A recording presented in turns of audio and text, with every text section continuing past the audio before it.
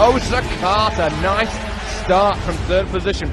Black Machine, yellow number 8, streams down to the... Rossi wins the race ahead of Kazuto Sakata. What does Sakata have to do to get a win in 97? Siamo infilati con la Porsche. Last week I had an accident with my father in Lawrence Caparossi. Daryl Beatty on top of the world in Sentul in Indonesia and celebrates in tradition.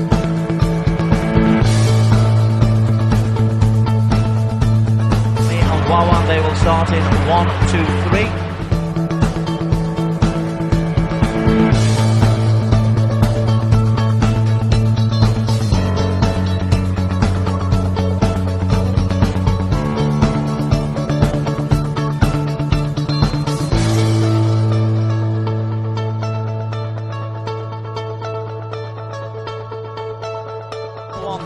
Of the AP 250, it's a bad start from Reza Danica in second. Arwen and nice. Oh, he's down. Is that Reza Danica? A little bit of contact. He waits until the last lap and he takes it.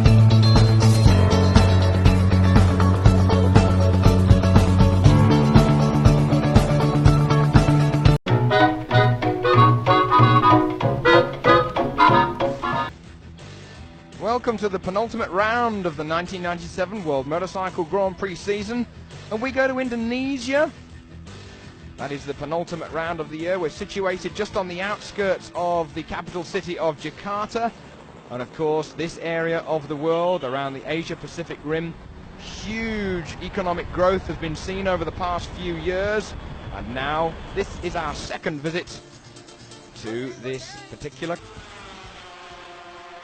Well, last year we came here and it was actually the second race of the 1996 season, whereas obviously this year it's the penultimate race. Last year we came on Easter Day. It's Peter Goddard, the Australian reigning world endurance champion for 97 on his Suzuki, that's back on the Lucky Strike Suzuki after, of course, the dismissal of Anthony Goddard. He's riding the bike here this weekend. The last time he rode it was at the Spanish Grand Prix on May the 4th, getting used to a two-stroke again.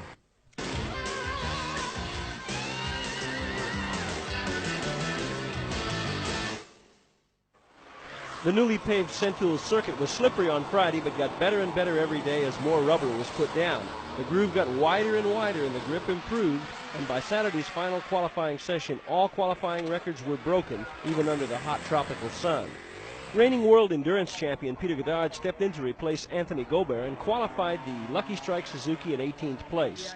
Goddard will also ride the Suzuki in Australia in the last race of the season. Having said that, the temperature is just about the same. Lap track of the Sentul circuit. This is Michael Doohan on his way to pole position for the 500cc race. In the first corner, coming through here down to second gear, accelerating hard, then on to the second straight, building up speed to fifth gear, 145 miles an hour before they come into turn 3. Double apex right-hander, slight kink into the first part of that turn 3, and then it really tightens up. That's for turn 4. Then you're on the back straight. That is essentially the second longest straight apart from the front straight.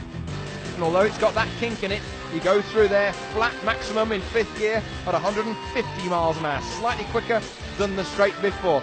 Then you go all the way down to the box to first gear, 55 miles an hour maximum if you're on a qualifying lap, through the right and then the left, and then up a gears again to fourth gear before you go down the box to second gear. So slightly quicker right and then a quicker exit, as you can see, brings him out then onto the straight behind the pits. Some slower riders in his way, but they're going to get out of the way. Then you come into turn 9, that's the penultimate corner.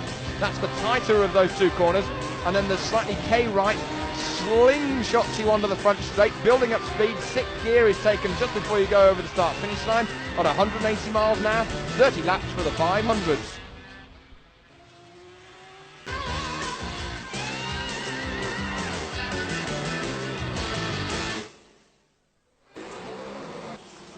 Spain's Alberto Puig Movistar Honda Pons was again way off the pace. He was 14th on Friday but dropped to 17th on Saturday.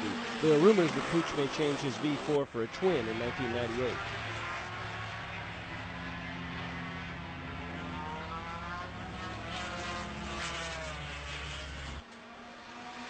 Regis Laconi crashed his Tecmas Honda V-twin on Friday when he was in 17th position. On Saturday, however, he was 16th. Red Bull Yamaha are considering both Laconi and American Superbike ace Colin Edwards as possible riders for 1998. Spain's Juan Bautista Borja, L500 Rock, was 16th on Friday, 15th on Saturday. The Swiss V4 was quicker in a straight line than the work Suzuki and slightly slower than the Hondas and Yamahas, but still suffers from its violent power delivery.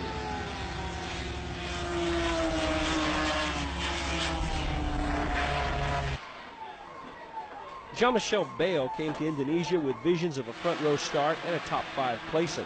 A broken power valve and ignition problems on Friday held him back in 10th. Then on Saturday, he slipped back to 14th. With more grip available, said Bayo, the V4s were able to use their power advantage, and the Modernist KR-V3 was being outgunned. Kenny Roberts Jr., Marlboro Team Roberts KR-V3, spent Friday's practice session switching back and forth between the lighter and heavier of the bikes as he searched for grip and sought to learn a track that he's never raced on. The heavier bike offered better tire contact patch. On Saturday, the team fitted smaller tires made for the V-twins, and Roberts was 13th. In 1995, Daryl Beatty was second in the 500 Worlds Championship and was putting pressure on Mick Doohan. This year, Beatty and Suzuki have been way off the pace. On Friday, he was 12th, and again 12th on Saturday, which was his 27th birthday.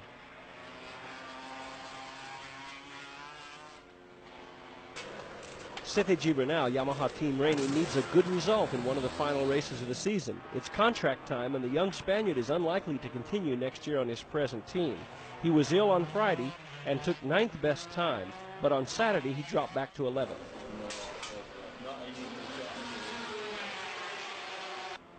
The Works Repsol Honda V-twin of Takuma Oki gave up over 16 kilometers an hour to the best of the V4s, and Takuma Oki crashed on Friday and could do no better than 13th, improving to 10th on Saturday for a third-row start. This is the first time Takuma has ridden at Sentul. He hitched a ride back to the pits with Sete Gibernal.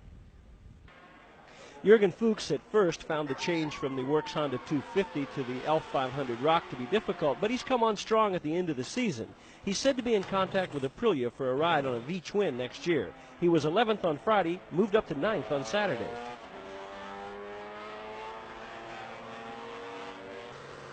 Usually a very poor qualifier, Norifumi Abe was in an uncharacteristic for him 6th place on Friday. He was trying a new setup developed by Mike Webb, his chief engineer, and felt that he could go even quicker on Saturday, but dropped back to 8th. On race day, he will use a more powerful engine just in from Yamaha. Nobuatsu Aoki, currently battling Tadayuki Okada for runner-up spot in the 500 class, has reached an agreement to ride for Suzuki next year, apparently, ending a long relationship with Honda. He was 4th on Friday but dropped to 7th on Saturday on his FCC Technical Sports Honda. Carlos Checo was able to get into the 27s almost immediately on Friday, but then, just when he thought he would get into the 26s, he said he got lost in tire testing. By the time he found the right tire, the session was over. On Saturday, however, he improved to 6th place.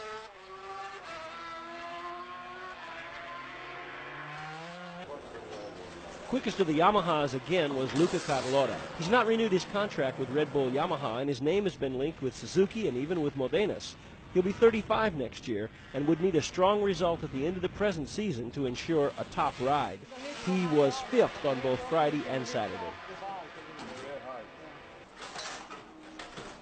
Doriano Romboni once again was the best of the V-twin riders, putting his 480 Aprilia into 8th place on Friday and then stormed through to 4th on Saturday for his 4th second-row start of the season. The Aprilia was 12 kilometers an hour down against the fastest V4s, but slightly quicker than the best of the Honda V-twins. After a podium position in Barcelona, still convalescent Alex Crivier is feeling confident and aggressive again in spite of the pain in his injured left hand. He was 3rd on Friday, then 3rd again on Saturday.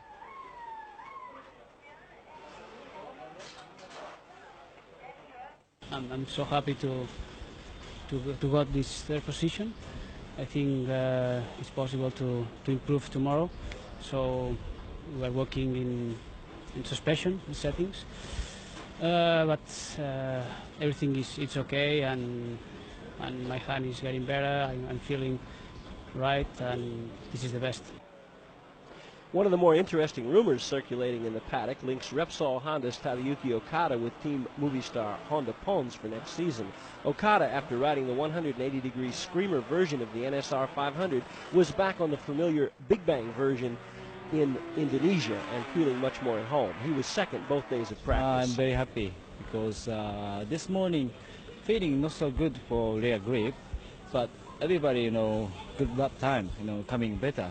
And also we make some other different suspension and also coming better.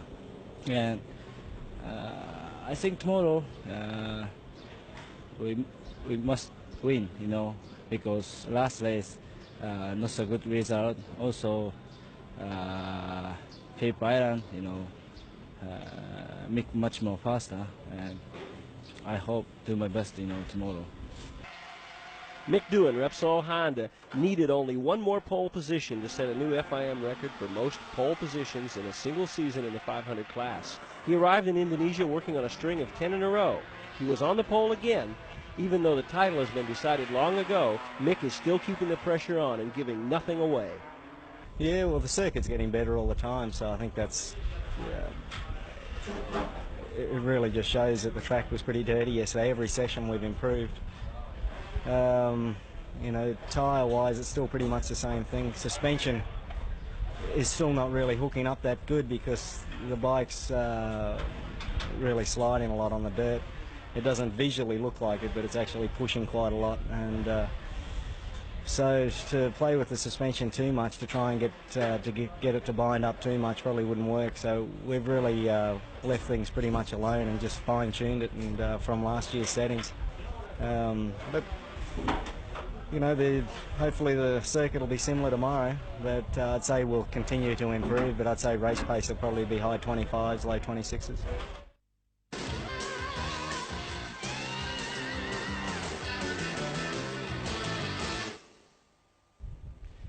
With Ralph Waldman, Tetsuya Harada, and Max Biaggi battling for the title, the atmosphere was tense during 250 qualifying.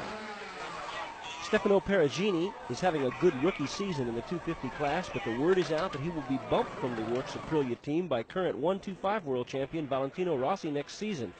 He was 8th on his Nastro Azzurro Aprilia. Quickest of the Aprilias on Friday, Italian Loris Capirossi was 6th on Friday and then 7th on Saturday. The factory Aprilias were giving up a couple of kilometers an hour along the straights and were not getting out of the corners as well as the factory Hondas. Takeshi Suzumura on the very fast FCC Technical Sports race-kitted RS Honda leads the IRTA Privateers Cup from Britain's Jeremy McWilliams and was the quickest private rider in practice. He was 6th, good enough for a second-row start. Toru Kawa, the first Michelin rider in a championship dominated by Dunlop, was on the pole for much of Friday's session before being dropped to 4th. Then on Saturday, the Bennington Honda rider again battled for the pole, but ended up 5th.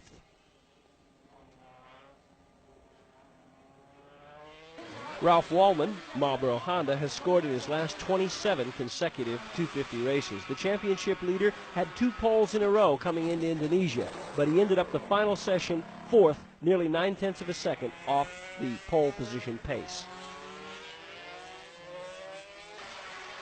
After being down in 9th place in Friday's practice, championship contender Tetsuya Harada managed to slot his Works Aprilia into a 3rd spot on the front row. Harada arrives in Indonesia trailing Wallman by a mere 3 points, but the Hondas seem to have a slight advantage after practice. Yesterday setting not so good, but today a little bit coming better. Also lap time coming better. Olivier Jacques can't win the title, not this year anyway, but the Frenchman can play the spoiler's role for others. He was the overnight pole sitter from Friday to Saturday and then was 2nd in the final qualifying session.